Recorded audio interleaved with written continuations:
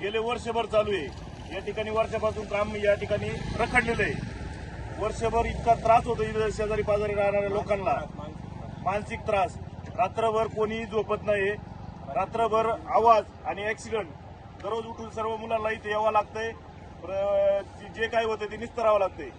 इथे आता हायवेचे जे काही अधिकारी असतील त्यांना आमचं असं म्हणणं आहे की या ठिकाणी काय होईल बुवा, हा त्रास आमचा थांबण्यासाठी तुम्ही काय करणार आहे उपाययोजना? आता 8 दिवस काम चालू होणार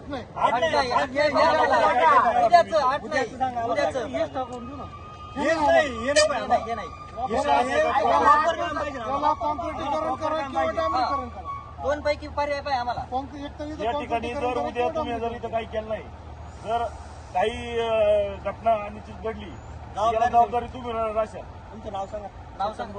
चेतन बोरसे आणि साहेबांचं नाव रवी कुमार। या ठिकाणी आमची विनंती आहे तुम्ही आम्हाला सहकार्य करा, आम्ही तुम्हाला सहकार्य करतोय। इथं रात्रीचं आपण रात्री काही घटना घडली तर आमचीच पोरं असतील इथं। आता तुम्ही बाजूला फिरवा, कुठेही पाटी नाही, कुठेही याचं काही सिग्नल नाही। कोणत्या प्रकारे हा सगळा भोंगार म्हणतात। या ठिकाणी 20 ऍक्सिडेंट झाले, काही मुलं एक्सपायर झाले। दररोज एक अपघात या ठिकाणी होतोय, याची लवकर नोंद घ्या आणि उद्याच्या उद्या हे काम पूर्ण करा। 5 घरचा एक असा व्यक्ती होता का त्यांचा ऍक्सिडेंट डायरेक्ट जागेवर मृत्यू झालेला आहे।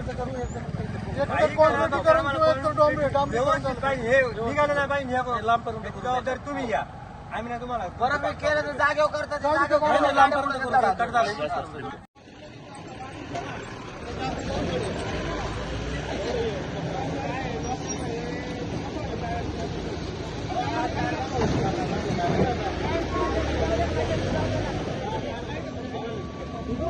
Thank you.